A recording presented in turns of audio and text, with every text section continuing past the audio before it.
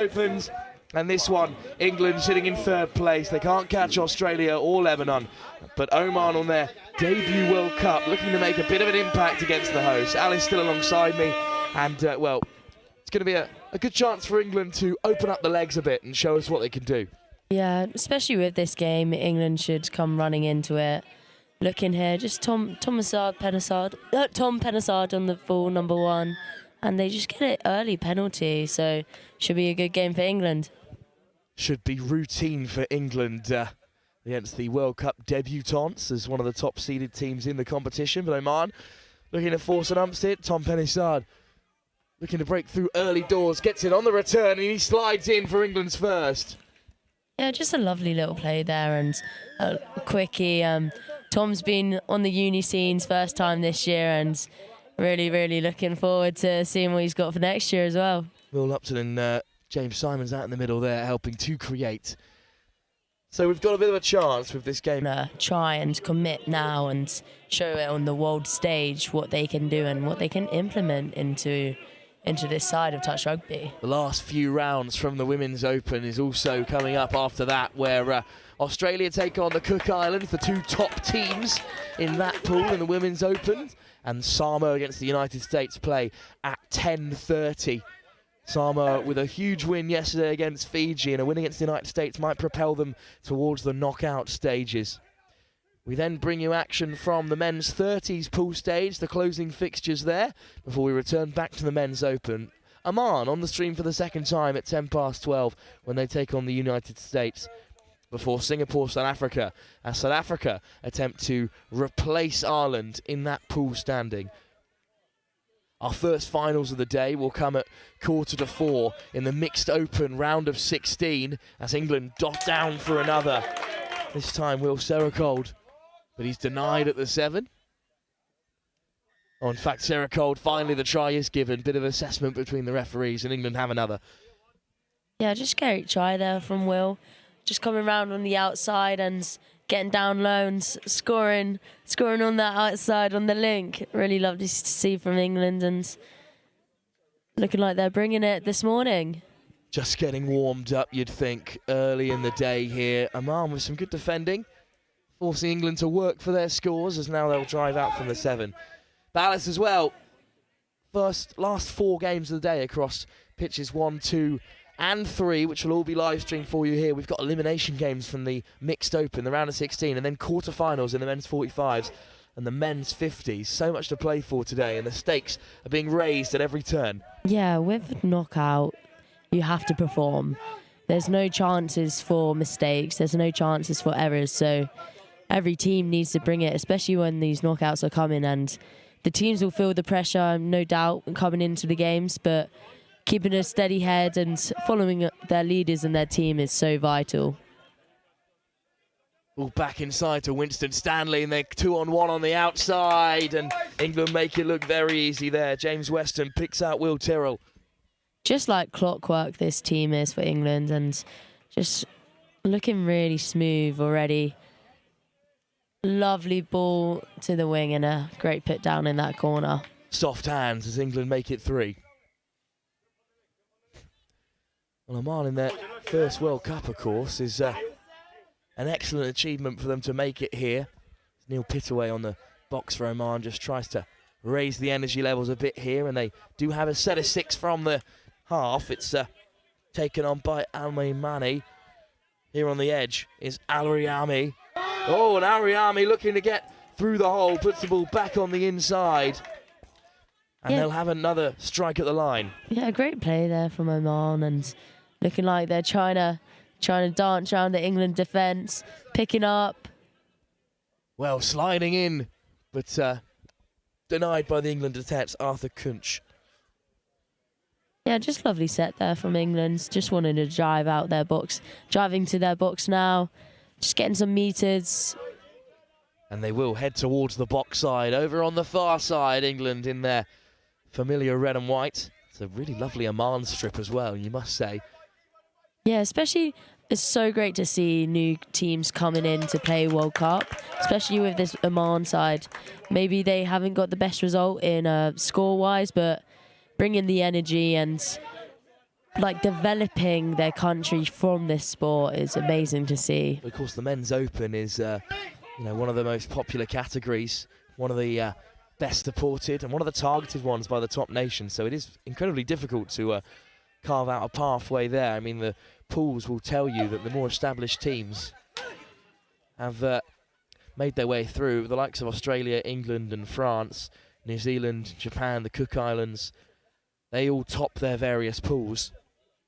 Yeah, and just getting up to that standard, you've got to build, and it does take a while, but once they get there, and they're going to see a real development. But just England subbing on now, coming to the line, really good meters coming in. Good pick-up, England look to stripe again, lovely footwork. And that is John Weston Stanley for the score in the mid gap. Weston Stanley stepping off the left to provide England with a 4th try inside the first 10 minutes.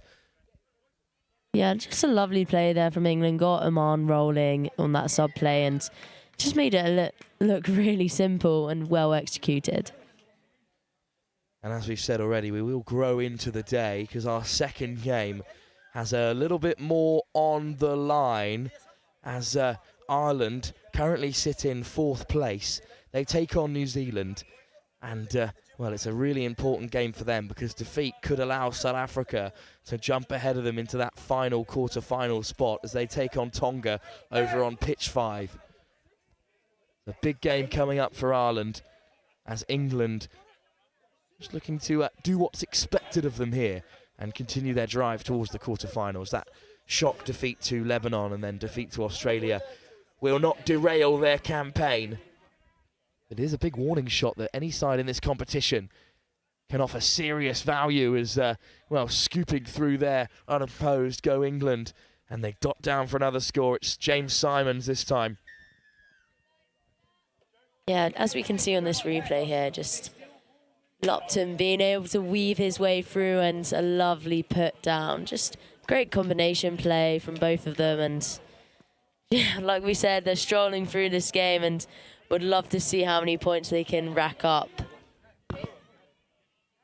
Well, Oman's previous games in the competition include amongst them a 23-1 defeat to Lebanon, a 16-0 defeat to France, a pretty nervous defeat to Scotland by 21-1 as well. So big results gone against them. Yeah, and Oman will probably just be looking to improve the small details in their play. So just getting a score on the board for them is massive, and I expect nothing less than a massive cheer from their box if they ever do get one. Of course, in their debut World Cup, I mean, it's pretty remarkable to see the sport expanding at every corner of the globe. England, on the other hand, have been pretty flawless in the pool stages. A big win against the United States in their opening round by 15-7. That was important. They had a walkover against Papua New Guinea, of course. But then that defeat to Lebanon was a bit of a wake-up call for them, perhaps. They then went on to beat France convincingly. Yeah, maybe just got surprised by Lebanon because they are such a strong side in what they do, and just it's going to be a turnover there for England, so really good field position, and England are going to start driving down. But it was a real wake-up call for England. They then went on to beat Scotland and France as well and sort of quell any chance of a major upset in these early stages. They will qualify through to the group with a few rounds left to play. They've got Australia in the final round, but by then, after this game and games against Hong Kong, China, they should have already qualified. England here just on the attacking 7. Lawton Davis wants it on the return from Josh Henderson. Lawton Davis goes to the right-hand side, picks out the missed ball. England stroll in for a 6th. Yeah, lovely play there, and just once we see it on the replay again, just a lovely set-off as well. TLD on the ball and just picks up and just miss passes to the winger and lovely put down. England have got a bit of a point to prove in this competition, a home World Cup. That game against Australia although both sides will have qualified by that point, will be a bit of a marker about the mettle of this England team. We saw the women's side defeated by New Zealand, of course, yesterday, and if England want success in this competition, they know they've got to beat the likes of Australia and New Zealand. Of course, knockout footy is a whole different ballgame. Alice, anything can happen in those stages. Oh yeah, and we've seen it in finals, and we've seen it when teams need to show up, and you have those certain players that you can rely on, and sometimes someone can just lead that team and lead it to the victory, and you never know what can happen. Well, out of the sort of 10 sides left to qualify, it's Lebanon, Australia, England, France, perhaps Scotland or Hong Kong, then New Zealand, the Cook Islands, Japan, Ireland, and perhaps South Africa and Wales, if they can sneak in. Who have you got your eye on going into the last stage of this men's open? I think, like we've seen, Lebanon has been looking really sharp, and all their games. They had a game against Australia yesterday as well, and that was a cracker to watch. Kamil Shahabdeen scoring for England. I don't know, I'm interested to see how the Cook Islands press on. They're almost undefeated in this competition. They will face off against New Zealand in that pool decider today, ahead of a few more rounds of fixtures. And Japan as well have looked really impressive. Yeah, Japan have been looking really sharp, and they played the Philippines yesterday morning, and I think it was maybe a 17-0 defeat. I mean, it was a rotated Japanese side, and you're absolutely right, Alice. They still racked up a huge scoreline, even with their sort of second-string players. Yeah, and especially in their women's as well, and their mix. I mean, such a strong characterist in their pool. Like, they can pick up players, and really, really nice to see. They have fighting on all fronts, Japan, as are a couple of the major nations. Japan, of course, part of the Trans-Tasman series now between Australia and New Zealand. They got involved there, and it's huge for their development. And they're one of the top nations coming into this World Cup. Perhaps not spoken about in the run-up to the tournament as much as they should have been. Yeah, and it's just, like you say, joining these competitions, it's just the players wanting to play touch as well. It's that passion for the sport, and people coming out and wanting to play each morning. They get up on this day 5 of the tournament, and you see the love for it. But England on the attack now, but just ball gone down, but looking really nice there, and well done from Oman to keep them out. Great scoop from Simons. The last pass from Weston just hit the deck. And bright and early here at the Touch Rugby World Cup, day 5. England 7 up, 12 minutes gone. And we're just previewing our huge day of touch rugby in the meantime, as Oman with a good transition. And now they're on the offensive. Excellent carry up through the centre by Mossman, but still turning over here. Oman looking to strike. They run out of 6 there, but it's a good transition from them. Yeah, and day 5 for these players, they must be feeling fatigued. Maybe it's kicking in, but coming up with these knockout stages, they need to bring the energy. And how vital is that, Wilf, like, to bring that? I think as we're in their 7th rounds of fixtures here, there's certainly going to be some fatigue amongst the players. We'll see how it affects the Masters categories as well. We're into the men's 50s knockouts in our final game of the day. And not to disparage, you know, the sort of slightly older competitors, but that is a big ask for them. They've played a lot of touch down at Riverside in the last few days. And they'll still be pushing on, looking for success in that competition. England, I know, were fancying their chances in the men's 40s competition. They've got a great team. Unfortunately, just a roll ball there from Oman, so England with an opportunity to strike. Yeah, really good field position here for England, and they would really want to show to put another on the board. And just getting down to the 7 here, dancing about here, TLD dumping the ball. And they look to the short side. The turnover by Oman, great defence. They just contain England and the error. Yeah, England will be frustrated with that, just that simple error there. And Oman turning over, and they will be even more frustrated. Well, that's a bit unfortunate there. Oman cough up the ball. And giving away these errors and unforced errors is so vital in any game because that's what leads to the score. And Josh on the ball. Wide ball this time from Henderson. Dotted down on the wing for another score. England go 8 ahead. Yeah, so just that mistake from Oman then just led that score for England, and that's vital in any game, and especially this one where it can be racking up the points. Well, the game is beyond Oman at the 14-minute mark. England up by 8. Clean sheet would do them good. But Oman, on the other hand, a score against the host. Big moment for them in their debut World Cup. They're once again tapping from the 6, looking to test the English defence. Brits at the half, puts the ball back on the inside. Arthur Kunch just checking back for Oman. Here's Al-Mimani. Kunch again, looking to open up the field. Well, he just drops it off instead.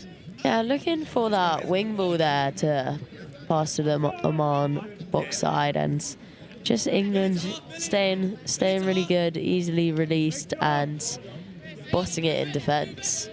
Nijad Al-Dikri was the target there for Oman, but the pass was beyond him. And Ahmed Al-Rimi at the link. England hit the box. Yeah, England just driving up here, getting really nice meters. Well, that's another error. Yeah. Kamal Shahabdeen wanted the ball on the inside. There was no one there to take it, so Brits on the transition for Oman. And they take it up over halfway.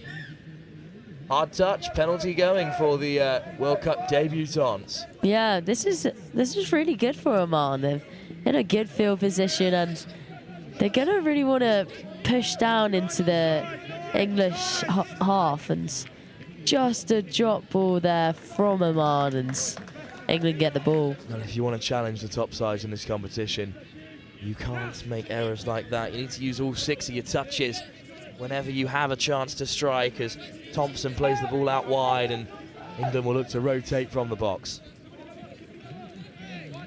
Just coming onto the pitch now, and Oman just getting a penalty against them for being offside is the call.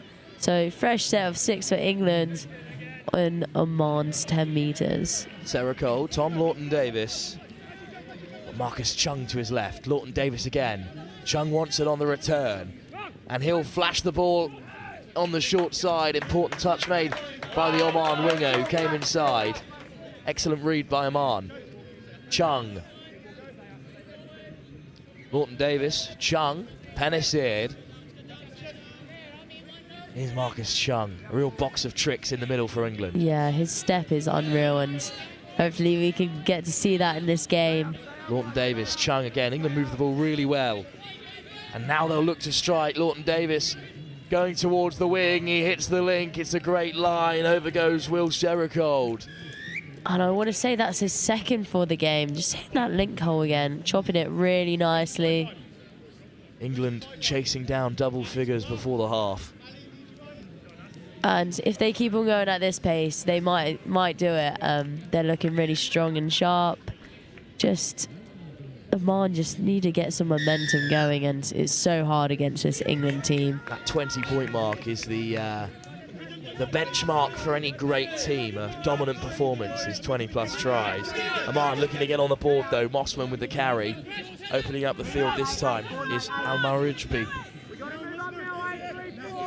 Is Pitaway. Real leader out there for Oman. Al-Jabri on the lift. Pitaway looking to scythe his way through on the turn. Oman looking to crash over, but caught by England at the 6. Yeah, just a 32 there, and looking for the short side wing, but really held up well from the England defence and released early and made the touch, but looking strong. England just playing and fizzing the ball about here, and it's really nice to see a bit of expansive play and see what they can do. Lawton-Davis on the pickup.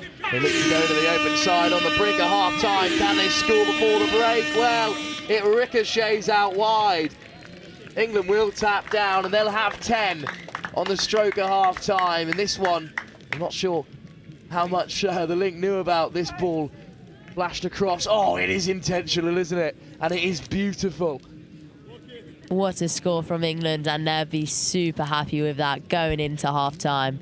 this is going to be a positive box for England, and maybe for Oman they might need to step up coming into the second half. But well, let's have another look at that last try, because I did not give England the benefit of the doubt. Here came the ball across and then bang, lifted over the top. That is delightful. Even in this early stage, England turning on the style, and it takes them to double figures at the break. Well, 20 minutes more to come here. England getting the job done in their opening game of day 5. They lead Oman by 10-0 in our first game of the day here, live at the Touch Rugby World Cup 2024 here in Nottingham. 15 seconds before the minute. We won't be doing anything. The referees will be controlling the time. We will do 1 minute after hooter and then 2 minutes after. If the game is still on the drop-off, the referees will self-manage those games depending on if the drop-off is still going on. The first game this morning with the drop-off is the 9:40 game. The first game this morning with the drop-off is a 9:40 game.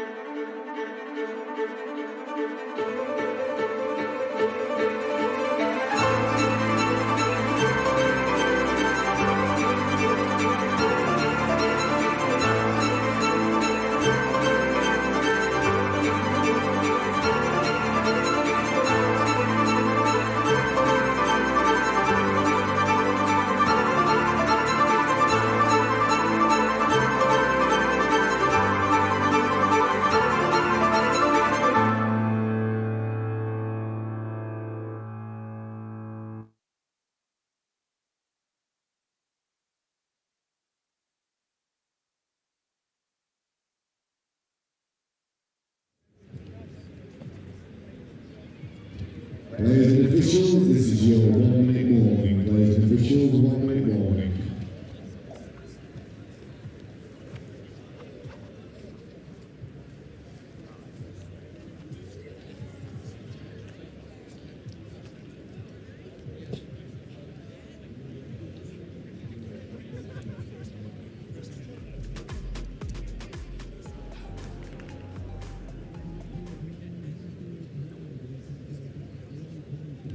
Players and officials, this is your 30-second warning. Please take to the field, ready to play.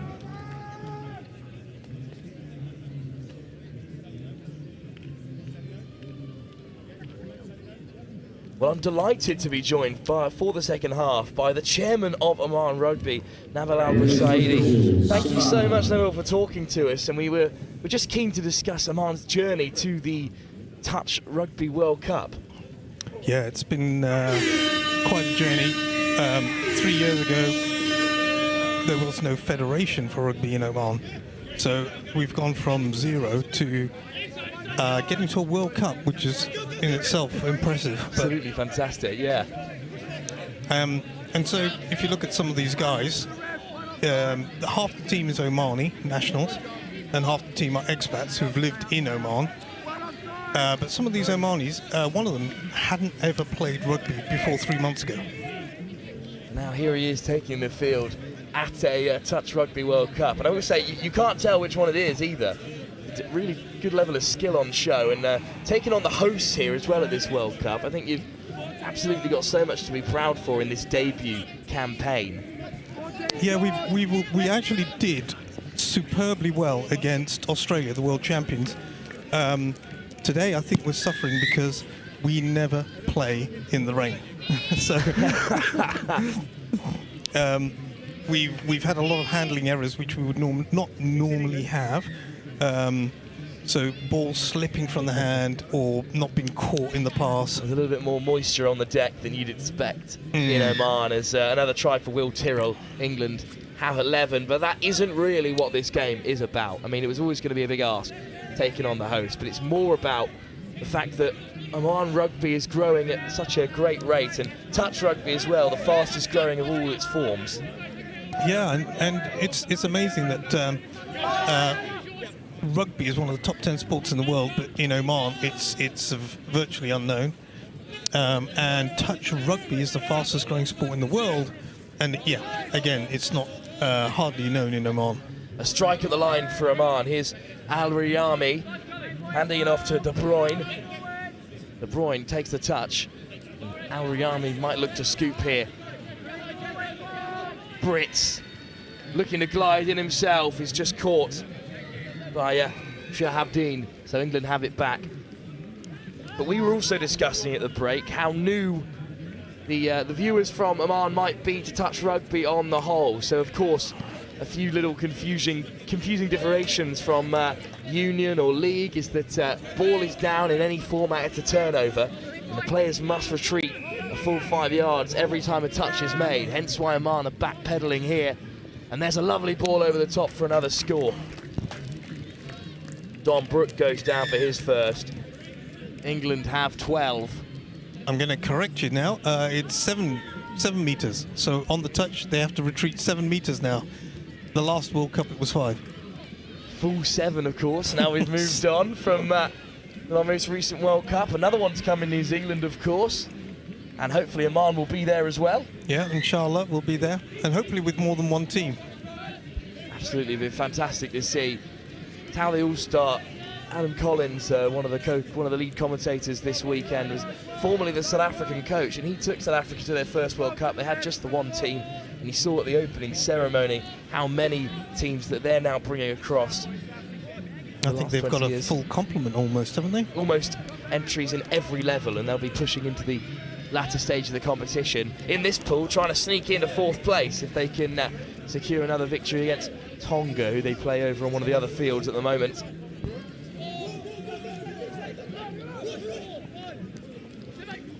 Well, there's another ball out wide, and England are in behind, and it's another try for Tyrrell. That's his hat-trick here. 13 up for England in the second half, but a sharp learning curve for Oman as well. You're taking on the world champs Australia and the host England, all in the same pool. Yeah, it's fact, and don't forget the Lebanese team is almost the second Australian team.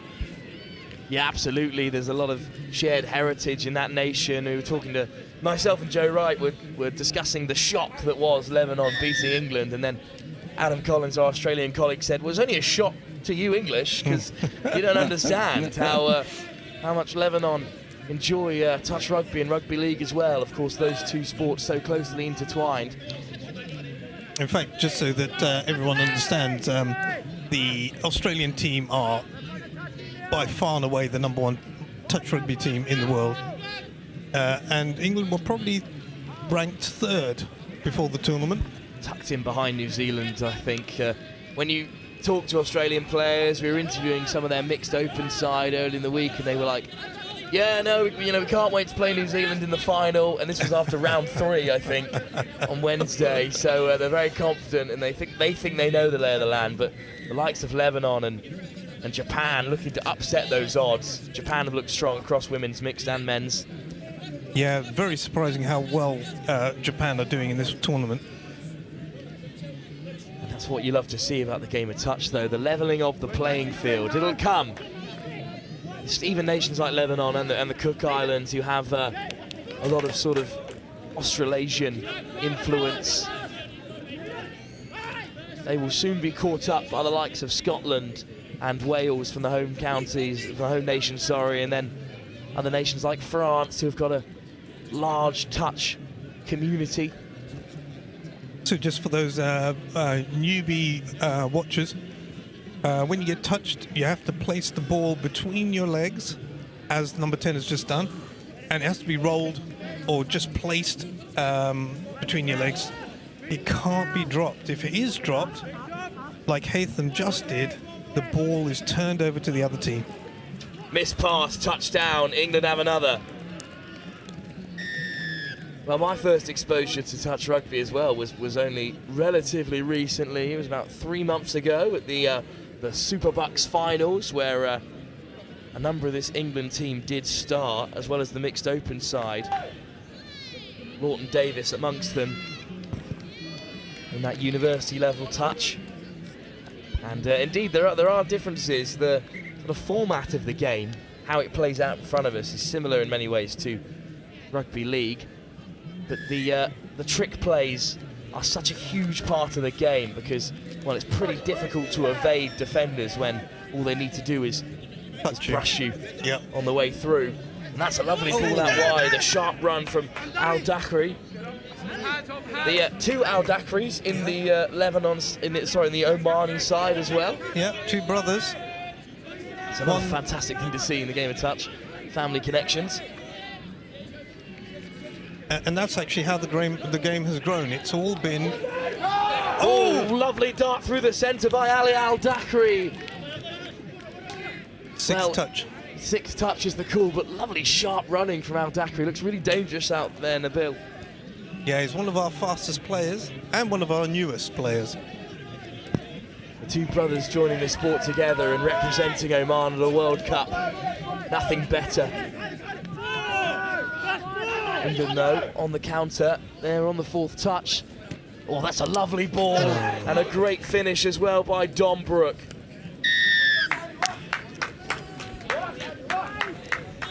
England do have another score. But Oman do look promising on the transition. Yeah, and defence is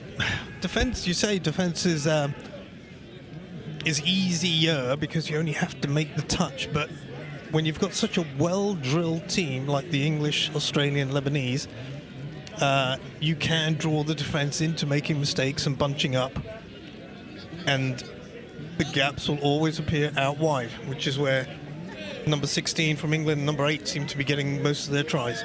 But Oman have racked up scores against the likes of Lebanon and Scotland as well. They have been on the board in this World Cup, which against these well-established touch nations is an achievement in its own right.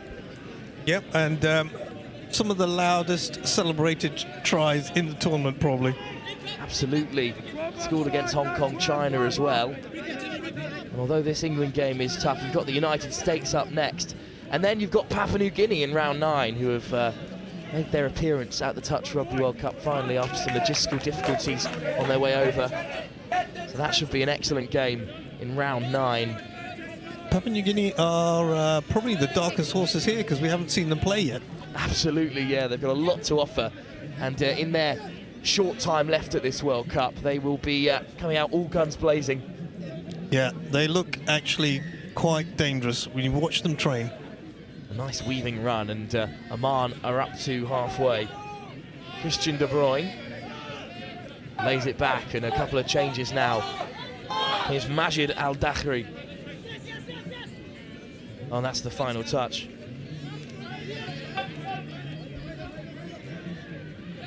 So just for those viewers, when Oman gets the ball and they're moving up the pitch, many times what they'll try and do is swap players with the subs box. You're only allowed 6 players on the pitch at any time, so they will take a player off and then put another player on. So that's the transition. But indeed, Neville, live substitutes in-game was one of the first things about touch that really struck me as marking it out as a real true individual sport, and it is a serious and game-changing aspect for these teams to coach. Another try on the wing, and just again for the newbies, it's far better to force your opponent to have to use the wings. You don't want them running through the middle. I was about to say, Oman have done excellently well in forcing England out wide. They've yet to really be broken through the centre across the game. Yeah, and it was the same against Australia. It was very heartening to see how well we played against Australia. It wasn't wet, of course, so it's far more difficult against England.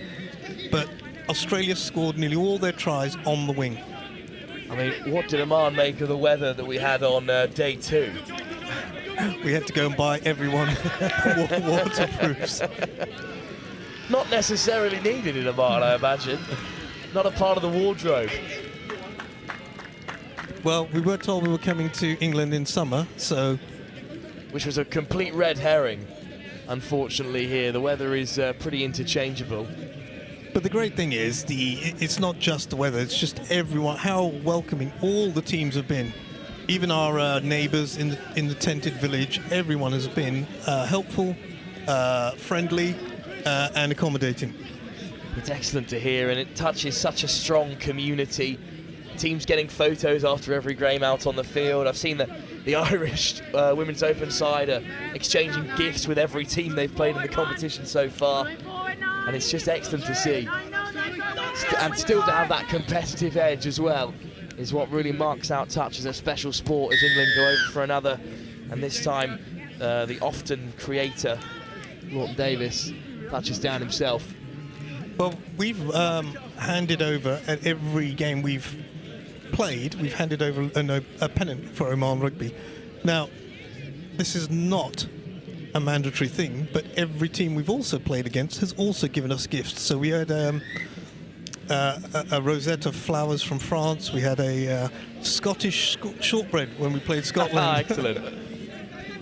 That's another aspect of touch rugby that our viewers may not have noticed. Is just how close these teams are together. We don't often cut to the centre and show the photos being taken of Ali Al-Dakri there with some fast footwork. Almost looked to create for Oman. Flashed across by Cooch again. Well, it's a bit of a coming together on the 7. Strong carry by Brits. Is Al-Hathi. Takes it down on the 7. And England have possession back. Oman lose another 10 yards for not handing back the ball to England. It did bounce straight into the hand, so a bit of a tough call there. Western Stanley takes it forward and England look to transition. Just a bit of frustration from Haytham for slipping on the wet grass. Another thing that we have suffered from since the wet grass is, since the first day when it rained, we've been slipping a lot. Probably we have shorter studs than most of the other teams. Not sure the longer studs would come in much use in Oman usually either. Ball back on the inside, England on the offensive through Simons. And then they find a place out wide for the winger to touch down again. Another score for Will Tyrrell today. He must be quite happy. He's going to have to buy a few drinks in the bar for all the rest of the team, I think. He's racing towards a double hat-trick, is Tyrrell. Oh, not given though this time. Oh. Well, the score chalked off, I think, for a forward pass. You'd imagine that was the call. So no score on this occasion. Oman looked to transition. Unfortunately, just a penalty there. Oman will have to hand it over. They make a few changes. Onto the field comes number 9, Neil Pittaway. Seems like a real leader out there for Oman. Yeah, so he's one of our co-captains. We didn't choose them. We let the players choose. We went to Outward Bound, which have an Oman chapter, and we did a whole team working weekend, and at the end of it we allowed the players to choose who they thought was the best leaders, and fortunately it came out as one Omani and one expat. Who's the other co-captain then alongside Neil Pittaway? So Neil Pittaway with the ball right now, he's the expat captain, and Haytham Al-Hathi, who's in the subs box right now, he's our Omani captain. Great to see the coming together of the two cultures as well through the sport of touch rugby as Camis takes a good one. Here's Pittaway, ball to the outside. Important touch by Tyrrell. Al-Dakri was through there. Pittaway Here come Oman. A score for them would mean an awful lot in their debut World Cup against the host. Kamis with the carry. Lays it back. Lack of momentum for the moment. Mossman. Kamis. 6th touch. Well, turnover then for England, whose defence have stayed solid for the moment at least, with 5 minutes still to go.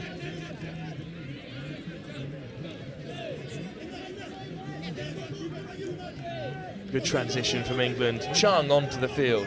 As we've said already, he's a really exciting player. Here he is, Marcus Chung. Chung changes the direction of the attack, looks to open up the field. Oh, what footwork. Lovely step from James Weston. Just a little inside and out. Lovely step. Sadly, that's one of the few times we've managed to, or England have managed to score on the inside for Oman, which is a shame. But it's another historic fixture for Oman up next when they take on the United States. Played teams from all over the globe in this World Cup. There's great experience. Yeah, I don't think most of the viewers here will probably not realise how big touch rugby is outside of Oman. As I mentioned, one of the top 10 sports in the world, but there's 39 nations present here at the World Cup. Together they've brought 187 teams across the various categories. Of course, in the sport of touch, Oman have seen action from the men's open, but you've got a women's edition and then a mixed open as well. You've then got age grade categories that go from women's 27 and men's 30s all the way up to men's 55s and 50s and women's 40s as well. So there's rugby for all levels and all ages across the sport of touch. So just to clarify, what he means is there are teams where you have to be over 40 years old to be in the team, or over 45 years old to get into the team. So those age grade categories mean that, as he said, there's a team for every age group. Hence the term men's open, women's open and mixed open, because they're open to any age. If you're good enough, you can play. As Oman drive over the halfway. Another great transition from them. Over goes El Dakri to play at the half. Hit away. Just drops it off. It's good hands in the centre there to keep the attack alive by Al-Marijbi. Al-Marijbi there unfortunately had to cuff it up, so England look to strike back. 2 minutes to go. They lead by 18 here, bright and early on day 5 of the Touch Rugby World Cup.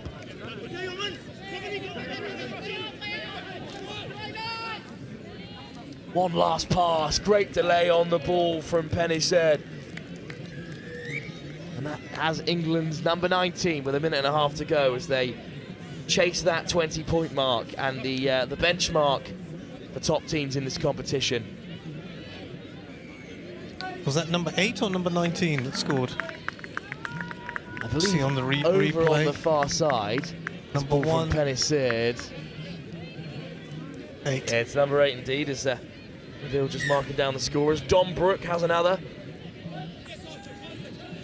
So that number 12 that just offloaded the ball to the number 3. Number 12 is our youngest player at 15 years old. And our number 3 is 47 years old. Excellent to see. Chris trying to embroider at 43, was it? And 47. 47 even. Well, still playing at touch at the highest level. Great to see. And Arthur Kunch at 15. That's really impressive to play on this stage. There's a 32-year age gap between those two players. Excellent. Exactly the kind of story that touch rugby has created to tell. Myself and Alice were complimenting earlier the excellent Omani kit as well. Actually, I think, I don't know if you've seen the media team that's been going around asking all the captains what their favourite kit is, and it seems like Oman might actually win that one trophy. That's a competition that Oman are certainly in the running for. As England finish the game with one last score to notch up the 20-point mark there. Well, a clean performance from England as Don Brook has his final say on the game. They win by 20 unanswered points against the World Cup debutants Oman. But they'll be in action again later against the United States as we close in on the final few rounds of the Men's Open. England have always secured their place in the top 4. Thank you so much for joining us, Bill. It's been great to chat to you, and thank you so much for being here at the Touch Rugby World Cup. Thank you so much for inviting me.